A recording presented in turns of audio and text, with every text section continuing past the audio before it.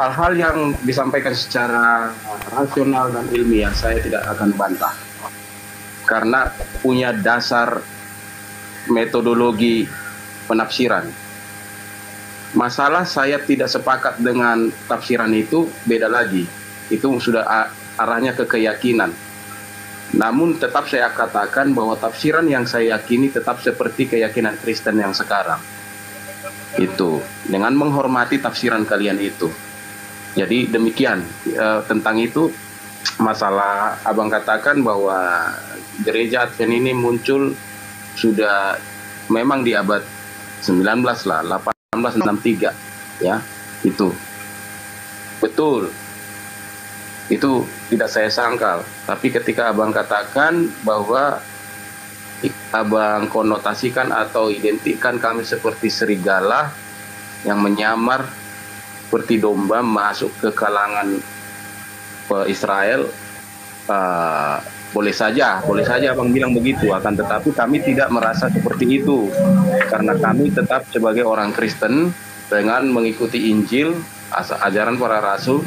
Tetapi apa yang diajarkan oleh Tuhan di perjanjian yang lama, di dalam perjanjiannya dengan bangsa Israel, yaitu di dalam Taurat, contoh nih, hormatilah ayahmu ibumu, jangan membunuh, jangan berzina, jangan berdusta, jangan mengingini, jangan iri hati, dan banyak lagi perintah-perintah moralitas. Tidak boleh kami katakan bahwa itu tidak berlaku. Apa firman yang diucapkan Tuhan, meskipun itu pada waktu itu adalah berupa perjanjian yang mengikat dengan orang Israel, tetapi itu tetaplah firman Tuhan yang berguna bagi manusia. Ya, secara perjanjian bukan dengan kami, gereja Advent, akan tetapi secara moral sebenarnya itu berlaku untuk universal seluruh umat manusia. Kalau tentang Sabat, rujukannya di Keluaran 20 ayat 8 itulah, ingat, kuduskanlah hari Sabat, sebab 6 hari lamanya Tuhan menjadikan langit dan bumi. Itu menjadi alasan. Jadi alasannya karena Dia yang Maha Kuasa menciptakan selama 6, kalau di Quran 6 masa, di Alkitab 6 hari. Lalu Dia berhenti di atas arsi, katanya di kitab kalian. Berhentilah Dia pada hari ke-7 di kitab suci kami. Nah, dengan alasan itu kami menghormati Dia sebagai pencipta yang menciptakan langit dan bumi serta manusia di dalam 6 hari. Dan Dia berhenti, artinya selesai menciptakan, tiba pada hari ke-7. Itulah sebabnya Dia membuat hari Sabat itu. Nah, dengan logika begini, berarti kami juga sebagai orang yang menghormati Sang Pencipta, menghormati hari Sabat itu. Walaupun penghormatan kami tidak sama dengan penghormatan bangsa Yahudi. Mereka itu lift pun dimatikan pada hari Sabtu.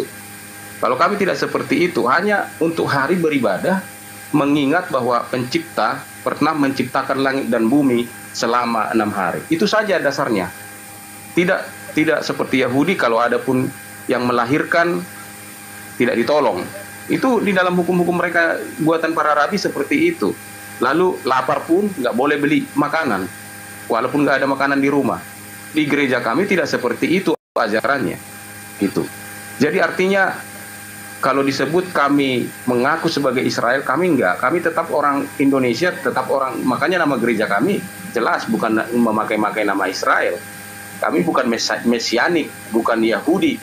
Jelas kami Kristen. Akan tetapi hal-hal yang positif, hal-hal yang moralitas, yang menyangkut kepada Pencipta dan menyangkut moralitas manusia yang diajarkan di dalam kitab-kitab terdahulu, baik itu Torah, baik itu Zabur atau Mazmur, kitab-kitab para nabi yang lainnya, kami terima. Secara pribadi saya, meskipun Bang Juma yang katakan, meskipun Ustadz yang mengatakan, atau Kiai, Rai Siapkah, siapakah, Usdurkah, kalau itu adalah moralitas yang benar, membawa saya lebih mengenal Tuhan, tetap akan saya terima itu. Saya tidak membeda-bedakan guru, kalau itu guru yang spiritual. Masalah konsep-konsep, boleh kita berbeda. Agama ini banyak konsep. Harus diakui, baik di Islam, di Kristen. Ini semua tafsir. Abang Juma tadi menerangkan itu semua adalah tafsir. Entah benar seperti itu maksud Tuhan, atau tidak, apa dikatakan? Sesungguhnya hanya Tuhanlah yang maha tahu dan yang maha benar. Dialah yang tahu atas firman-Nya. Kita hanya menafsir, mencoba mengerti. Apakah betul seperti itu maksud Tuhan? Tidak ada yang bisa jamin. Para ulama pun berkata seperti itu. Di akhir-akhir tafsiran mereka, pasti mereka berkata, sesungguhnya Allah lah yang maha mengetahui lagi maha benar. Mereka tidak katakan, ini tafsiranku paling benar. Tidak. Apalagi kita, Bang Juma, saya dan Bang Juma, kita hanya terbatas keilmuan kita. Tapi begitulah kita menafsirkan teks itu. Ya, semoga Tuhan mengampuni kita apabila kita salah. Jadi kalau abang bilang, kalau kami nanti akan diusir, tidak akan diterima di dalam kerajaan Tuhan, ya terserah kepada Tuhan. Saya secara pribadi tidak mengejar surga. Jika surga dan neraka tidak pernah ada, saya tetap sujud kepada Tuhan. Bahkan jika Tuhan sudah tetapkan, hei Kalingga, kamu pasti ke surga, aku tetap sujud kepadanya. Karena saya makhluk, dia holik. Itu kodrat, gak bisa lagi. Kodrat makhluk harus sujud kepada Sang Pencipta. Mau saya dibakar, mau saya dikuliti, tetap dia kolik saya, dia pencipta saya, pencipta semesta alam.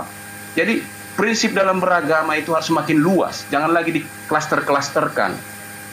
Boleh berbeda tafsiran, tetapi pemahaman kita harus saling menghargai. Mau saya kalau memangnya diputuskan nanti di hari kiamat, hari kebangkitan, hari keputusan yang maha kuasa, kamu gereja Advent, kamu masuk neraka. Ya udah, kalau itu keputusan Tuhan, siapa yang bisa bantah? Kita nggak bisa banding terhadap keputusan Tuhan. Kami akan berkata, it is well with my soul. Baiklah, baiklah bagiku. Kalaupun disuruh saya masuk neraka, terima kasih Tuhan kalau ini yang pantas bagiku. Kita tidak apa. Bahkan Abu Nawas berkata, aku takut ke neraka, tapi aku merasa tidak pantas untuk surga. Jadi jangan merasa pantas untuk surga dengan segala ajaran yang kita miliki. Keputusan untuk ke surga itu tetap di tangan yang maha kuasa. Tidak ada, walaupun ada yang berkata, di luar Yesus tidak ada keselamatan. Di luar Yesus bagaimana maksudmu? Maksudnya adalah, Tuhan yang mempunyai keputusan, siapa yang ke surga, siapa yang ke neraka. Serahkan kepadanya segenap keputusan. Mari jalani ibadah masing-masing. Biar Tuhan yang memutuskan siapa yang masuk surga, siapa yang masuk neraka. Apakah Islam, apakah Kristen? Apakah seluruh Islam atau sebagian? Nggak tahu. Apakah Kristen sama sekali ke neraka atau sebagian ke surga? Terserah yang maha kuasa. Kita hanya berusaha taat kepadanya dengan akal budi yang diberikan kepada kita. Tetapi ternyata semua adalah tafsir. Tafsir itu bayang-bayang, duga-dugaan, kira-kiraan, asumsi-asumsi. Tidak ada tafsir yang mutlak benar. Demikian, terima kasih. Oke, baik. Sangat luar biasa ya paparan dari saudara kita Bang Kalingga ya.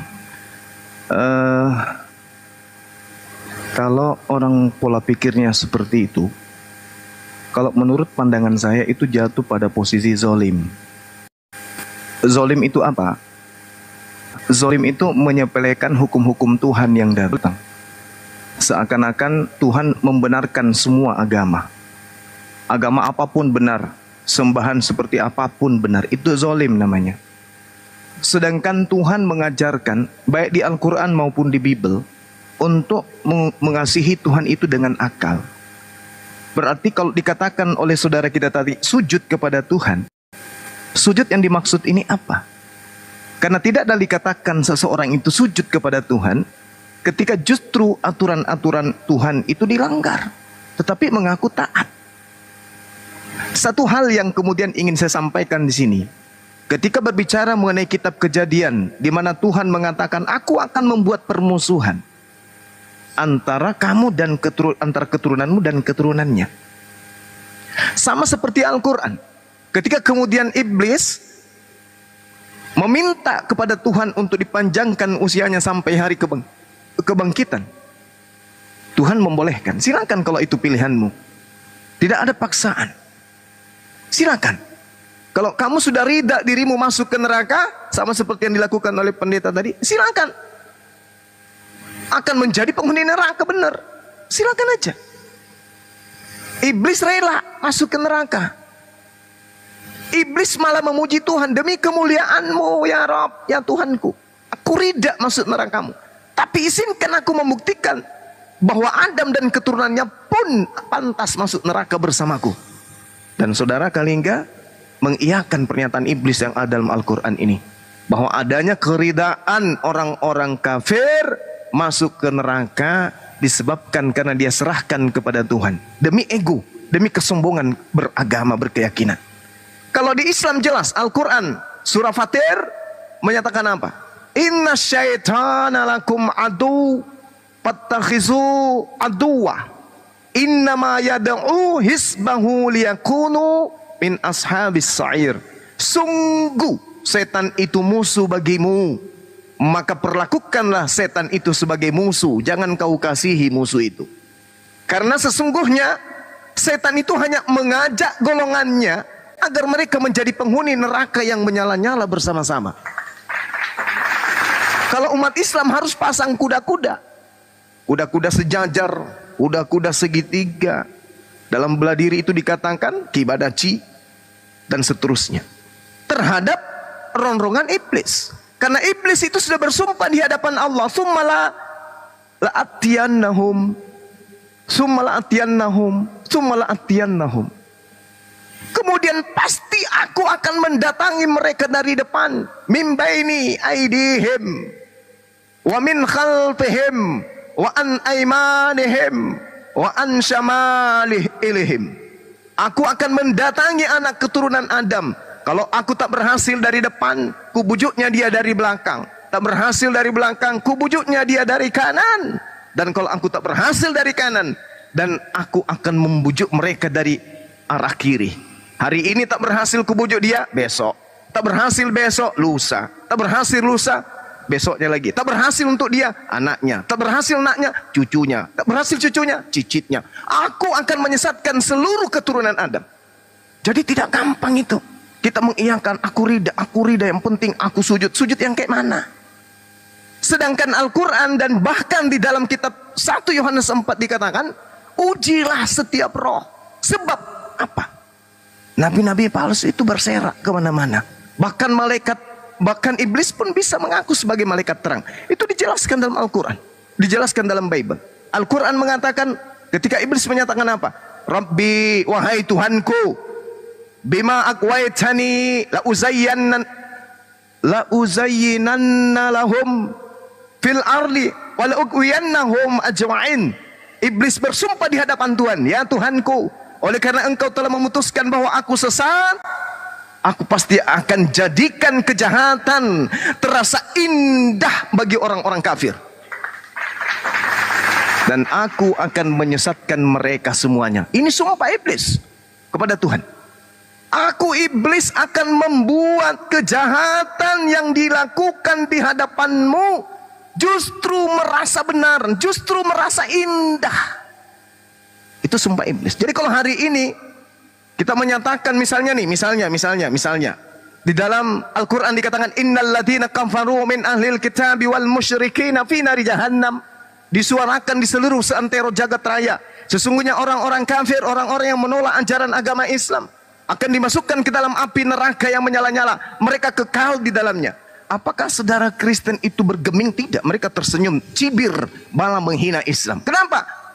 Karena keindahan daripada yang dia tatap, yang diimani, itu terlalu indah menurut pandangan mereka. Padahal di dalam Matius 7 nomor 15 sampai nomor 23, orang yang memanggil Yesus Tuhan, bernubuat pakai nama Yesus, mengusir setan pakai nama Yesus, bermujizat pakai nama Yesus, itu adalah buah pengajaran daripada nabi-nabi palsu.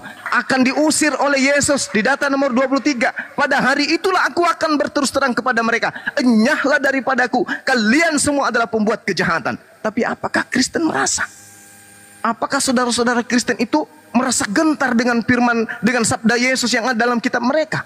Apakah kemudian mereka akan merasa, wah bahaya ini, ternyata tanda-tanda buah-buah dari nabi palsu itu ada pada agama saya. Tapi apakah kemudian mereka bergeming? Apakah mereka merasa? Apakah merasa gelisah, was-was dan tidak? Kenapa demikian? Karena iblis sudah bersumpah di hadapan Tuhan, la uzayyanna lahum fil ardi wa la ughwiyannahum ajma'in. Rabbi bima aqwaitani.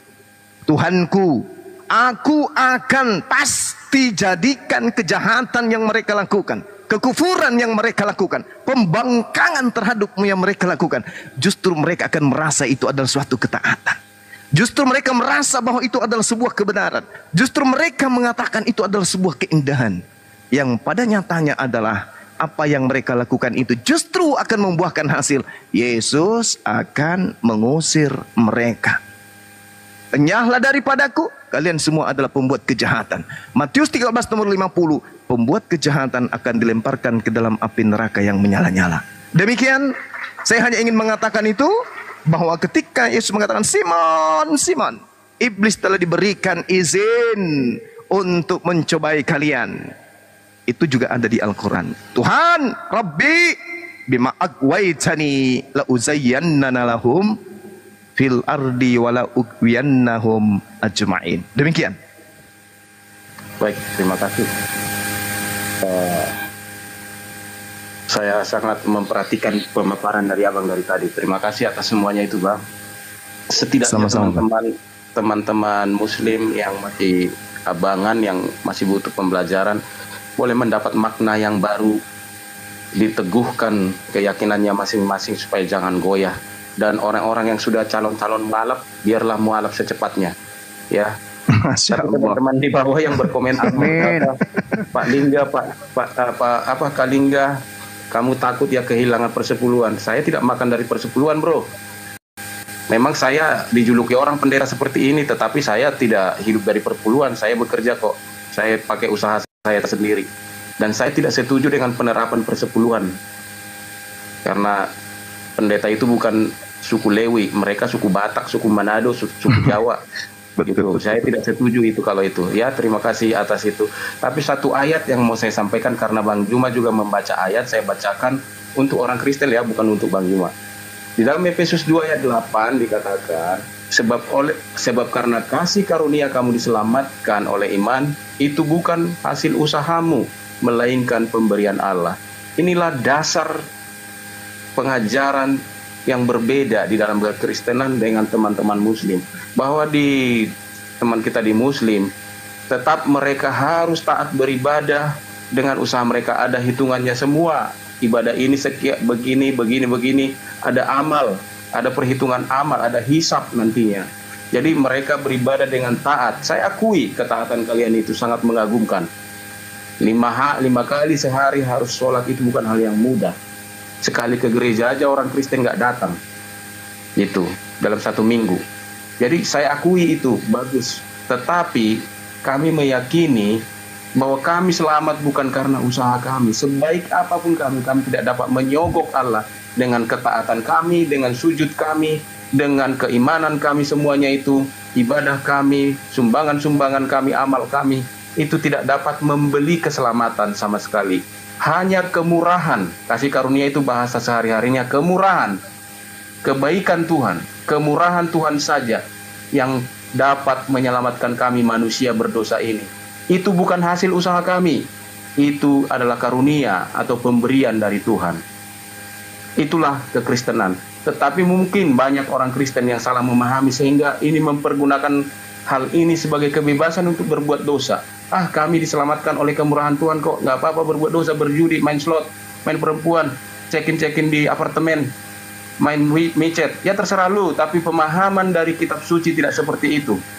Jika hidupmu sudah percaya kepada Tuhan Yesus, Roh Kudus akan memimpin kamu kepada segala kebenaran, berbuat yang benar.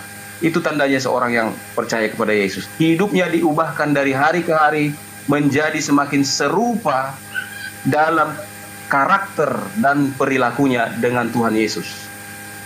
Ini pembelajaran setiap hari, diubahkan dari hari ke hari. Itu keyakinan di kekristenan, bahwa bukan usaha kita yang membuat kita taat, tetapi perubahan yang dilakukan oleh Tuhan dalam alam pikiran dan hati nurani kita, membuat kita bisa meninggalkan yang tadinya pemakan babi, bisa meninggalkan. Begitu nikmatnya kata mereka daging babi itu. Tapi banyak yang bisa berhenti. Merokok, banyak yang bisa berhenti. Main perempuan, banyak yang bisa berhenti. Apa yang membuat bisa mereka berhenti? Bukan usaha mereka, tetapi Tuhan mengubahkan sehingga mereka sangat membenci dosa itu, kemudian bisa berubah menjadi pribadi yang lebih baik. Itu yang banyak terjadi dalam kekristenan. Satu hal yang berbeda, yang terakhir, di teman-teman kita Kristen, teman-teman saya yang banyak yang mualaf itu, saya perhatikan dari kesaksian testimoni mereka, mereka masuk ke Islam, meninggalkan kekristenan, seperti Felix Xiao, Jesslyn, dan banyak lagi. Mereka berdasarkan logika mereka. Ketika mereka pertimbangkan dengan akal mereka, ajaran kekristenan ini sepertinya irasional, tidak rasional. Lalu mereka tiba ke ajaran Islam, sepertinya mereka rasa ini lebih rasional, ini lebih logika, maka mereka pindah. Dan disebut itu sebagai hidayah dari Yang Maha Kuasa.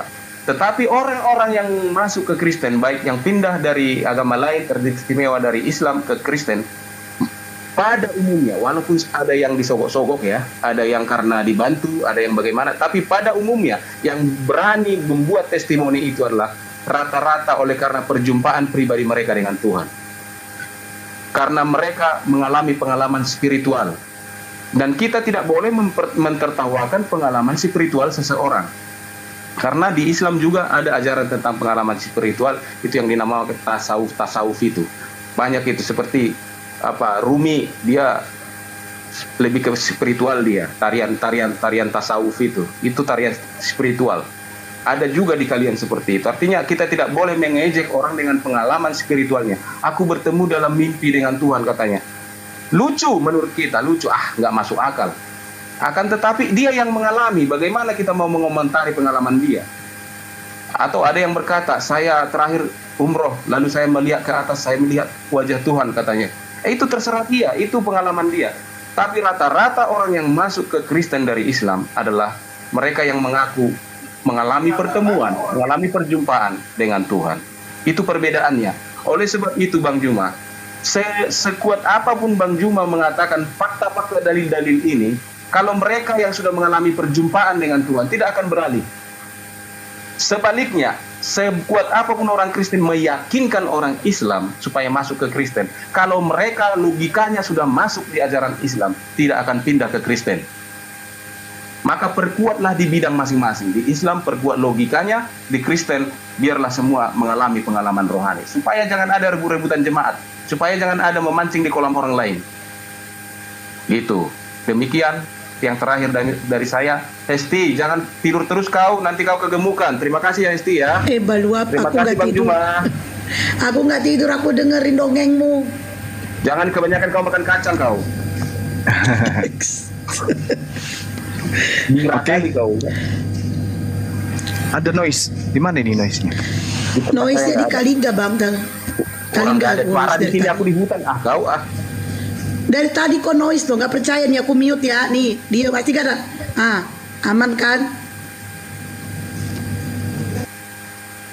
Oke. Saya boleh terakhir ya? Lanjut, Bang. Oke, baik. Sekali lagi saya katakan terima kasih kepada saudara kita ya, Pendeta Kalingga ya. Ini baru kali ini saya bertemu dengan seorang pendeta yang saya katakan beliau itu boleh dikatakan tawadu kalau dalam agama Islam. Rendah hati ya, terkait dengan keilmuan beliau ini sangat luar biasa ini. Nah, materi ini kemudian kalau di dalam Islam dikatakan begini. Bismillahirrahmanirrahim. Yauma yajma'ukum liyaumil jam'i. Zalika yaumut taqabun wa may yu'min billah wa ya'mal salihan yukaffir anhu sayyi'ati wa yudkhilhu jannah tajri min tahtihal anhar khalidina fiha abada. Pada hari kebangkitan nanti seluruh manusia akan dihimpun, dikumpulkan di padang mahsyar. Hari di mana semua kesalahan, semua perbuatan kita akan diungkap oleh Allah, diceritakan semua yang pernah kita lakukan pada saat kehidupan di bumi. Lalu Allah mengatakan, barang siapa beriman kepada Allah, beriman kepadaku dan mengerjakan amalan soleh, kata Allah, maka Allah akan menghapus semua dosa-dosanya dan memasukkan ke dalam surga. Mereka kekal di dalamnya selama-lamanya. Itulah kemenangan yang agung. Jadi bukan amalan kita yang menyelamatkan, bukan kebaikan-kebaikan kita yang menyelamatkan, tapi yang menyelamatkan kita adalah Allah. Karena Allah sudah berjanji di dalam Taurat, di dalam hikmat Injil, di dalam Mazmur. Orang akan diupah berdasarkan perbuatan masing-masing. Artinya, kalau kita lahir sampai kita meninggal hanya kebaikan saja yang kita lakukan, maka kebaikan itu ditumpuk sekalipun sampai ke langit ketujuh, kita belum pantas untuk masuk ke dalam surga. Belum pantas. Semua amalan yang kita lakukan dalam setiap detik sampai kita meninggal tidak akan pernah bisa membayar sehelai bulu pun yang Tuhan berikan kepada kita. Jadi nggak layak masuk surga itu karena amal. Akan tetapi yang empunya surga memberikan syarat seperti itu. Barang siapa yang melakukan amalan kebaikan, dahalal jannah. Siapa yang membuat keburukan, dahalal finnar. Siapa yang berbuat kebaikan, surga. Siapa yang membuat keburukan, neraka. Itu sudah keputusan Tuhan. Baik di dalam Al-Quran, maupun di dalam kitab-kitab sebelum Al-Quran. Termasuk kitab yang diimani oleh saudara-saudara kita Kristen. Ini Al-Quran, peneguhannya At-Taghabun ayat 9. Dan banyak lagi dalil-dalil yang mengatakan itu. Artinya, patokan orang itu mendapatkan ridha, yaitu ketika orang itu taat kepada perintah Tuhan. Tapi ketaatan kalau ditakar kemudian untuk surga tidak pantas. Tapi Tuhan yang memiliki surga itu memberikan syarat seperti itu. Contoh kita lihat di dalam pengajaran Yesus, Matius 19. Apa yang dikatakan oleh Yesus? Ada seorang datang kepada Yesus dan berkata, "Guru, perbuatan baik apa yang harus kuperbuat untuk memperoleh surga dan hidup yang kekal?" Maksudnya. Apa jawab Yesus? "Apa sebabnya engkau bertanya kepadaku tentang hal yang baik untuk mendapatkan hidup yang kekal? Hanya satu yang baik untuk mendapatkan surga itu," kata Yesus. "Jikalau engkau ingin masuk ke dalam hidup, dalam surga, turutilah segala perintah Allah." Artinya kalau segala perintah Allah itu diturutin, berarti amal soleh, berarti amal baik. Bukan mimpi, bukan hayalan, tetapi kita diperintahkan untuk mempraktekkan apa yang menjadi perintah Tuhan. Kata orang itu kepada Yesus, "Perintah yang mana wahai guru?" Yesus terangkan, "Jangan membunuh, jangan berzina, jangan mencuri, jangan mengucapkan saksi dusta, hormatilah ayah ibumu, kasihilah sesamamu manusia seperti dirimu sendiri." Kata anak muda ini, "Semua itu telah kuturuti wahai guru. Apakah masih ada yang kurang?" Yesus menjawab, "Jikalau engkau telah sempurna, selanjutnya pergilah, juallah segala milikmu dan berikanlah kepada orang-orang miskin, maka engkau akan memperoleh harta di surga. Kemudian datanglah kemari dan ikutilah aku." Artinya komponen ajaran yang ada di Islam terkait amalan soleh itu juga dituntun oleh Yesus untuk beramal saleh. Jelas itu, Yesus menuntun untuk beramal soleh, bukan beramal salah. Ketika orang itu sempurna di dalam syariat, apa kata Yesus? Bersedekah, berinfak. Lakukanlah sesuatu yang isinya adalah harta surga. Apa harta surga itu? Infak, sedekah. Apakah Yesus pernah mengatakan itu? Yes, Matius 6 nomor 19 sampai nomor 20. Kumpulkanlah harta surga. Jangan harta dunia, kata Yesus, tetapi harta surga. Harta surga ini artinya amalan, bukan mobil, bukan harta, bukan rumah, bukan. Di dalam bahasa Yunani disebutkan kemudian harta surga itu dengan sebutan tesauros. Tesauros itu artinya sesuatu pembendaharaan amalan, perbuatan. Kumpulkanlah bagimu harta surga. Di surga ngengat dan karat tidak akan merusakkannya, dan pencuri tidak membongkar serta mencurinya. Kenapa? Amalan tak mungkin dicuri. Ibadah kita tak akan mungkin dicuri. Artinya Yesus mengajarkan apa? Untuk beribadah, amalan-amalan soleh. Kalau begitu jangan matikan hukum Tuhan. Jangan dibunuh hukuman Tuhan. Apa hukum Tuhan? Jangan dikatakan hukuman Tuhan itu sudah tak berlaku. Jangan katakan hukum Tuhan itu perjanjian lama.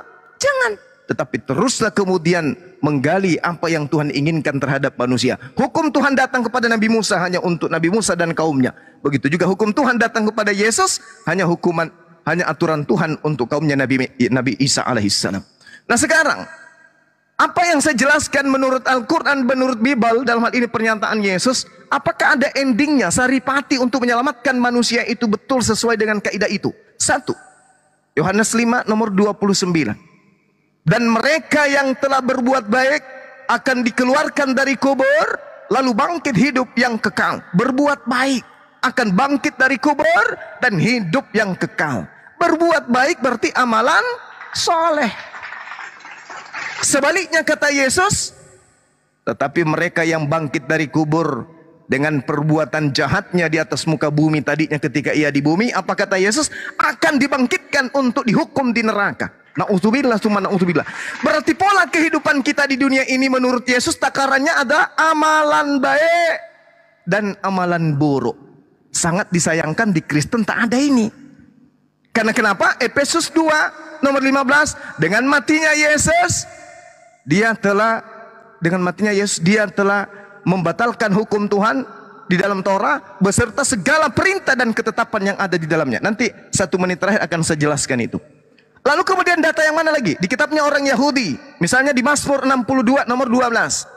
Dan daripadamu juga kasih setia Tuhan, sebab engkau membalas setiap manusia menurut perbuatannya masing-masing. Artinya tak ada dosa yang ditanggung oleh orang lain, karena dosa ditanggung masing-masing.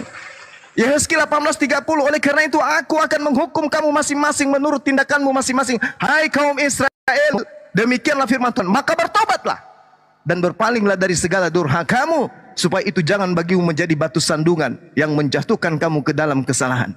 Pengkhotbah 12:14, di situ sangat dijelaskan dengan terang. Karena Allah akan membawa setiap perbuatan manusia ke pengadilan yang berlaku atas segala sesuatu yang tersembunyi, entah itu baik, entah itu jahat. Jadi kita mau kemana ini? Bahkan kalau saya pinjam kitabnya saudara Kristen, Wahyu 22 nomor berapa? Nomor 12. Sesungguhnya aku akan segera datang membawa upahku untuk membalaskan setiap manusia menurut perbuatannya masing-masing. Jadi kita selamat berdasarkan perbuatan. Itu ajaran para nabi dan ajaran Yesus sendiri. Tapi kalau ajaran Paulus beda lagi dong. Di ajaran Paulus, Roma 5, Kolose 1, Efesus 2, Titus 3 dan seterusnya, Roma 4 juga dikatakan manusia diselamatkan bukan karena perbuatan, tetapi manusia diselamatkan karena iman. Bertentangan, Cak Ayu. Para nabi mengatakan, bahkan Tuhan berfirman, engkau akan diselamatkan berdasarkan atas perbuatanmu masing-masing. Bahkan dibangkitkan menurut Yesus dalam Yohanes 5 nomor 29, manusia akan ditakar dengan perbuatan baiknya masuk ke dalam surga, perbuatan jahatnya masuk ke dalam neraka. Paulus beda. Sebab itu kita dibenarkan karena iman. Kita hidup dalam damai sejahtera dengan Tuhan karena Tuhan kita yaitu Yesus Kristus. Bukan karena perbuatan kita yang menyelamatkan, tetapi karena iman kita kepada Yesus Kristus. Ini sangat bertentangan dengan ajaran Yesus. Karena itulah kebenaran berdasarkan iman supaya merupakan kasih karunia, sehingga janji itu berlaku bagi semua keturunan Abraham. Bukan hanya bagi mereka yang hidup dari hukum Taurat, tetapi juga bagi mereka yang hidup dari iman Abraham. Sebab Abraham adalah bapa kita yang kekal. Berbeda dengan ajaran Yesus. Orang diselamatkan karena iman, orang diselamatkan karena iman, orang diselamatkan karena iman, orang diselamatkan karena percaya. Kok berbeda? Tuhan justru menyatakan menyelamatkan manusia berdasarkan atas perbuatannya masing-masing. Sebab engkau Tuhan membalas setiap orang menurut perbuatannya masing-masing. Ini tidak bisa dipungkiri. Bahkan kalau kita melihat Wahyu 21 perikop, aku melihat orang-orang mati besar dan kecil berdiri di depan tahta itu. Lalu dibuka semua kitab. Dibuka semua catatan. Dan dibuka juga sebuah kitab lain, yaitu kitab kehidupan. Dan orang-orang mati dihakimi menurut perbuatan mereka masing-masing. Berdasarkan apa yang tertulis dalam amalan-amalan dia dalam kitab-kitab itu.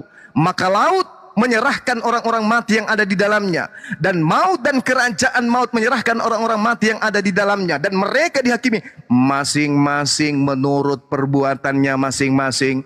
Lalu laut dan kerajaan maut itu dilemparkanlah ke dalam lautan api. Itulah kematian yang kedua, lautan api. Dan setiap orang yang tidak ditemukan dalam namanya tertulis dalam kitab kehidupan, ia akan dilemparkan dalam laut api yang menyala-nyala. Ini mau dikemanakan kita ini? Kalau kita punya agama tidak mengejar amalan baik, kita mau kemana? Sementara pola takaran menurut Al-Quran, menurut Bible, takaran jannah, surganya seseorang, itu ditentukan oleh ridhonya Allah terhadap ketaatan kita kepada Allah. Makanya saya berselisih dengan saudara Kristen pada saat orang Kristen mengatakan agamanya kasih. Kenapa? Karena kasih itu adalah ketaatan menjalankan perintah-perintah Tuhan. Ulangan 11 nomor 1. Kalau kasih, maka harus dengan setia hidup di dalam perintah-perintah Tuhan. Advent sudah menjalankan itu sebenarnya, sebagian.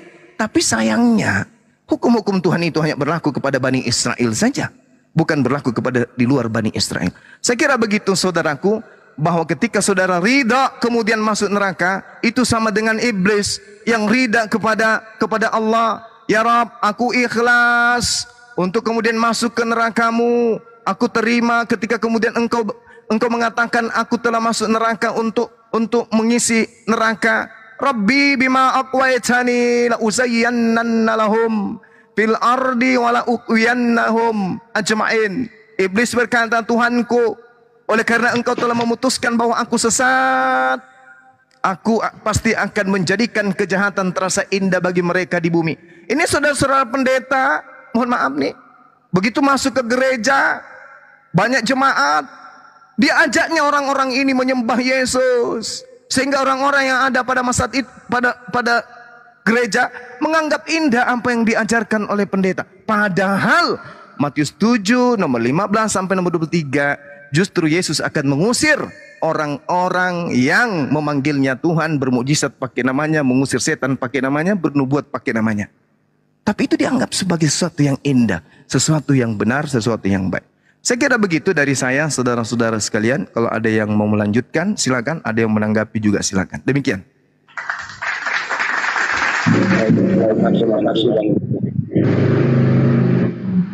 Sama-sama, silakan. Esti, terima kasih ya Esti ya. Sama-sama. Sedikit aja ya, setengah menit ya Sofi ya. Jangan begitu suaramu, nanti aku jadi hilang. Jadi tentang penghakiman, tetap namanya penghakiman, buktilah yang dihakimi. Itu tepat yang Abang Zuma katakan. Tetap perbuatan yang akan dihakimi. Karena kepercayaan atau iman seseorang bukanlah bukti. Karena itu tidak nyata. Iman itu atau kepercayaan itu adalah sesuatu yang abstrak. Tidak bisa diadili sesuatu yang abstrak. Hanya bukti nyata yang bisa diadili. Itulah bukan. Sebaik apapun perbuatan sampai ini menjauh dari kriminal dan saya itu tidak dapat memastikan bahwa saya